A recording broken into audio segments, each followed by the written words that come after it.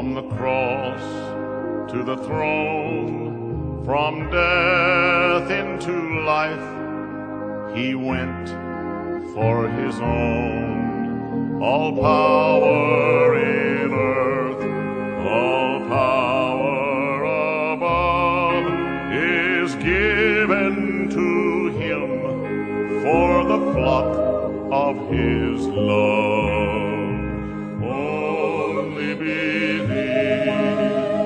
Only believe, all things are possible, only believe.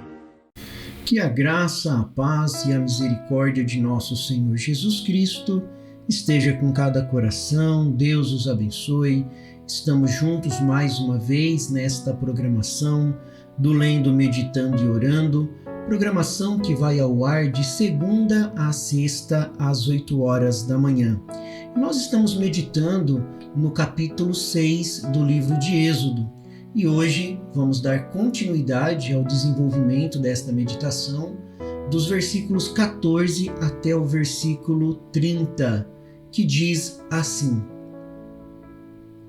São estes os chefes das famílias, os filhos de Ruben, o primogênito de Israel: Enoque, Palu, Erzon e Carmi. São estas famílias de Ruben. Os filhos de Simeão: Jemuel, Jamim, Oadeb, Jaquim, Zoar e Saul, filho de uma cananeia. São estas famílias de Simeão. São estes os nomes dos filhos de Levi, segundo as suas gerações: Gerson, Coate e Mariri. E os anos da vida de Levi foram 137. Os filhos de Gerson: Libni e Simei, segundo as suas famílias. Os filhos de Coate: Arão, Izar, Hebron e Uziel. E os anos da vida de Coate foram 133. Os filhos de Merari, Mali e Muzi, são estas as famílias de Levi, segundo as suas gerações. Arão tomou por mulher Joquebede, sua tia, e ela lhe deu à luz Arão e Moisés. E os anos da vida de Arão foram 137. Os filhos de Izar: Corá, Nefeg e Zicri. Os filhos de Uziel: Misael, Eusafã e Citri. Arão tomou por mulher Elisaba, filha de Aminadab, irmã de Naasson, e ela lhe deu à luz a Nadab, Abiú, Eleazer e Itamar. Os filhos de Corá: Assir, Elcana e Abizaf. São essas as famílias dos coraitas. Eliezer, filho de Arão, tomou por mulher para si uma das filhas de Putiel, e ela lhe deu à luz Fineias. São estes os chefes de suas casas, segundo as suas famílias. São estes Arão e Moisés, aos quais o Senhor disse: Tirem os filhos do Egito da terra, segundo os seus exércitos. Foram eles que falaram a Faraó, rei do Egito, a fim de tirar do Egito os filhos de Israel. São estes Moisés e Arão. No dia em que o Senhor falou a Moisés na terra do Egito, o Senhor disse a Moisés: Eu sou o Senhor. Diga a Faraó, rei do Egito, tudo o que eu digo a você. Porém Moisés respondeu na presença do Senhor: Eu não sei falar bem. Como é que Faraó vai me ouvir? Amado Pai Celestial, estamos mais uma vez junto a Ti. Ó querido Pai Celestial, não há outra fonte como a música está tocando. Nenhuma outra fonte conheço, apenas o sangue de Jesus. Eu nasci ali, eu fui criado ali, eu quero viver ali, e morrer ali, e ressuscitar ali em Sua presença. Sempre, Senhor, deixa-me estar em Sua presença, porque não há outro que eu conheça, nenhum credo, nenhum amor senão Cristo, nenhum credo senão Cristo, nenhum livro senão a Bíblia, nada mais, nenhuma alegria fora dele. tire, Senhor, todas as coisas do mundo de mim. Ó Deus, tire tudo de mim, porém deixe que o Senhor esteja em mim. Então, ó Deus, tudo será perfeito. Eu quero apenas, Senhor, da Tua presença na minha vida, no nome do Senhor Jesus Cristo. Amém, Senhor Jesus. Amém. Amados irmãos, nós, nestes versículos que acabamos de ler, do verso 14 até ao verso 30, nós vemos aqui a parte da genealogia de Moisés e Arão e detalhes sobre as famílias de Levi e das tribos de Israel. Embora esses versículos não contenham diretamente aplicações práticas, nós podemos extrair algumas lições e princípios gerais destas passagens. E aqui nós vamos ver algumas dessas partes importantes desses versículos que acabamos de ler. Às vezes nós pensamos que as genealogias que estão na Bíblia não servem para nada. Aquele monte de nome, nasceu, foi filho de tal pessoa, casou com tal pessoa, gerou tais filhos e assim sucessivamente. Mas isso tem uma parte muito importante.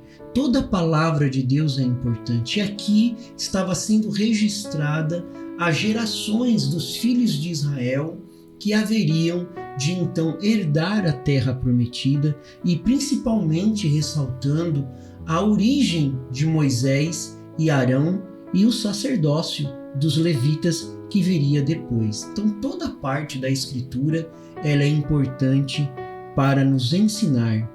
Eu me recordo de certa vez uma história de um homem que ele resolveu ir na igreja. Sua filha já era convertida e o pai não.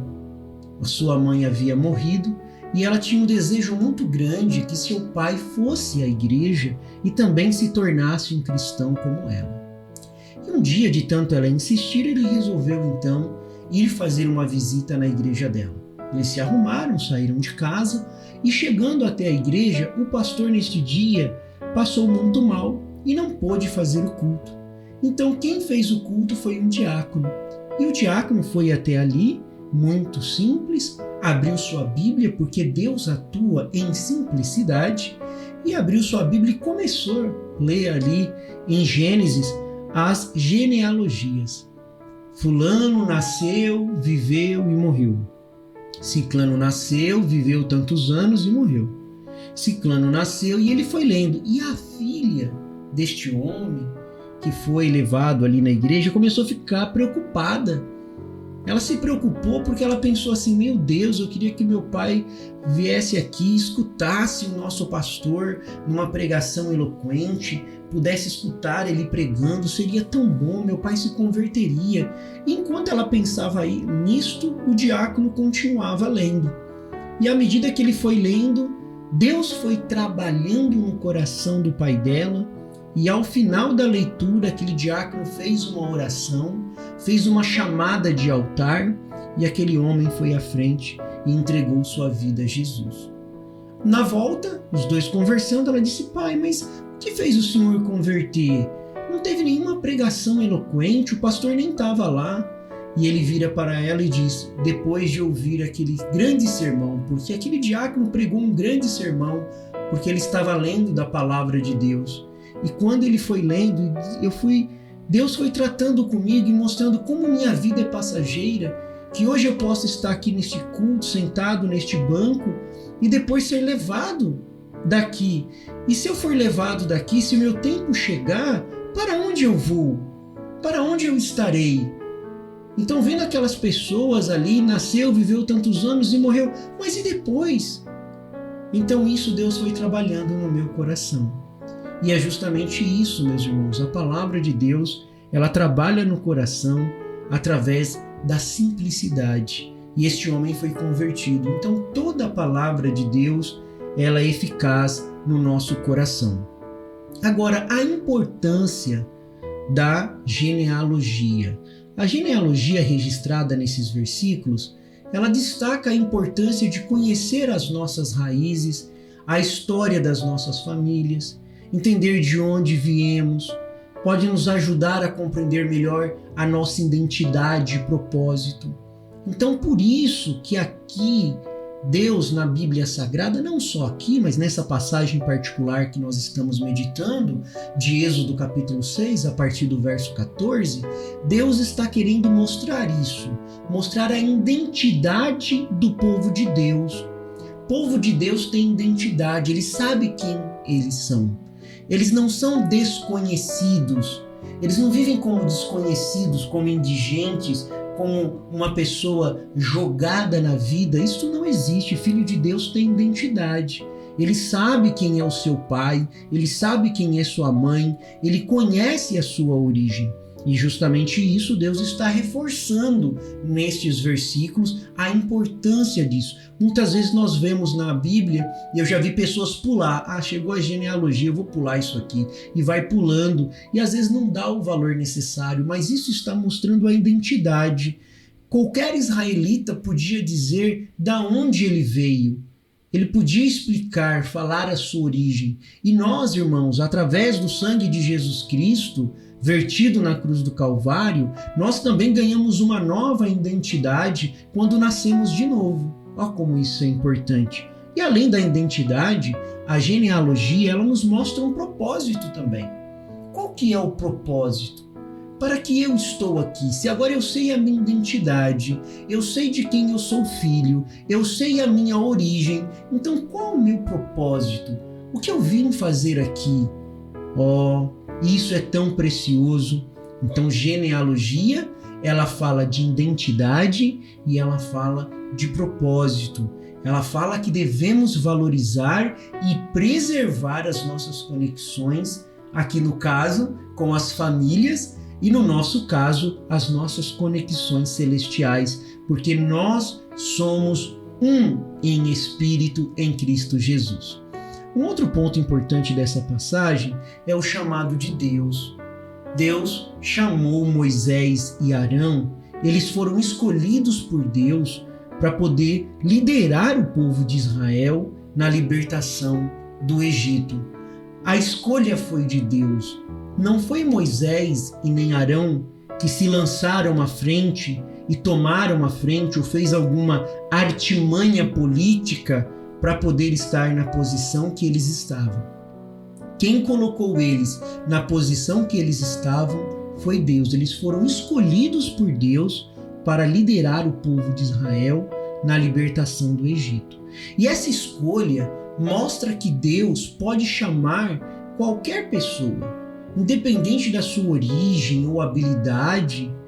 Quando Deus chama para cumprir uma missão especial, um propósito de Deus, Deus vai qualificar aquela pessoa. Nós já meditamos nisso no capítulo 5. Se você não ouviu as meditações no capítulo 5, eu te convido nesta hora que após esta programação você volte um pouquinho e escute o capítulo 5, que nós falamos com mais detalhe.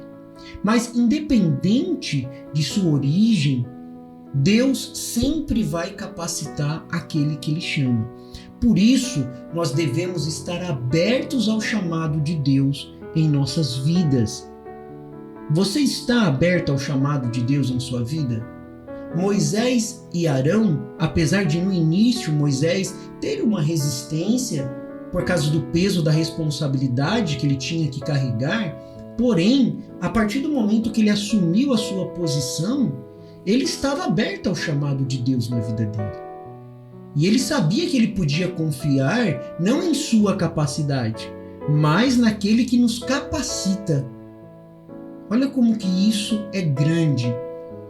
Não confiar nas nossas próprias capacidades, mas confiar naquele que nos capacita. Agora, Deus é fiel às suas promessas. Apesar das dificuldades enfrentadas por Moisés ao lidar com Faraó, meus irmãos, e a opressão do povo de Israel, Deus reafirma a sua fidelidade às promessas feitas a Abraão, a Isaque e a Jacó. Essas promessas se cumpriram mais tarde na libertação do povo e na condução deles para a terra prometida. Por isso podemos confiar na fidelidade de Deus em cumprir as suas promessas em nossas vidas. Mesmo quando enfrentamos obstáculos que aparentemente são insuperáveis, nós podemos confiar, porque Ele é o Deus que, quando Ele promete, Ele cumpre. Ele não é Deus dos mortos, Ele é Deus dos vivos. E era isso que Ele estava dizendo aqui: eu sou o Senhor. Observem que várias vezes Ele afirma isso: eu sou o Senhor para você. Ah, mas eu sou fraco, eu sou isso, eu sou aquilo. Eu sou o Senhor para você.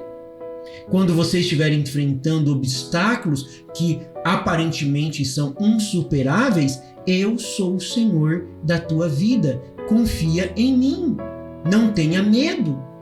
Eu sou o seu porto seguro. E ele estava reforçando, depois de nós lermos a genealogia, Deus vem reforçando isso para Moisés e Arão.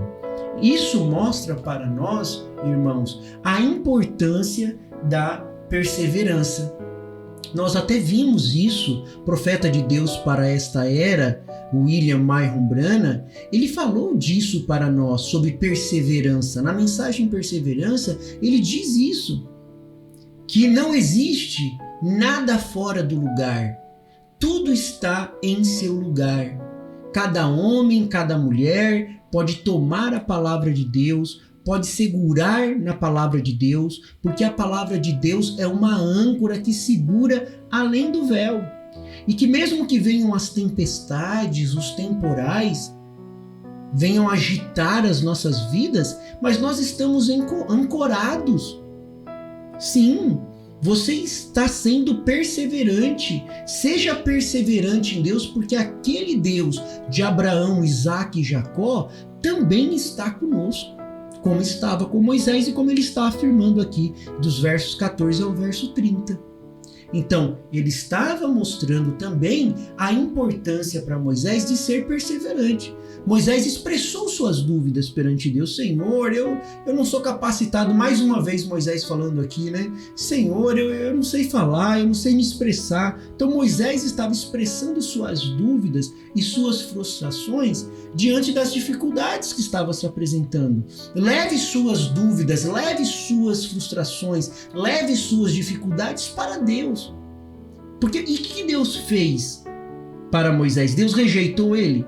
Deus chamou ele de fraco, de incompetente? Não, mas Deus o encorajou a persistir. E essa passagem nos lembra que mesmo quando nos sentimos desencorajados ou tentados a desistir, quantas vezes você não foi tentado a desistir? Quantas vezes o inimigo não tentou fazer você desistir? Mas nós devemos continuar a confiar em Deus e a prosseguir com fé e determinação. A perseverança nos permite, irmãos, a superar qualquer desafio e alcançar as promessas de Deus para nós. É através da perseverança que você alcança as promessas, porque você toma posse da promessa de Deus para você. E quando você toma posse dessa promessa de Deus para você, então você segura nela. Vem dificuldade, vem crítica, vem obstáculo, mas você segura com fé e determinação. Então você alcança aquilo que foi prometido. Então essas são apenas algumas coisas que nós vimos nesses versículos. Então nós precisamos gravar isso nos nossos corações, que Deus nos dá a vitória através do sangue de Jesus Cristo. O sangue de Jesus Cristo é o sinal da ressurreição. Sua vida vive dentro da igreja. Não há outra maneira de companheirismo, exceto sobre o sangue derramado do Senhor Jesus Cristo, diz o profeta de Deus para esta era, William Myron Branham, na mensagem Perdão. Então, que Deus os abençoe, que Deus os guarde, que Deus os proteja e que você possa ser perseverante na palavra de Deus. Deus os abençoe.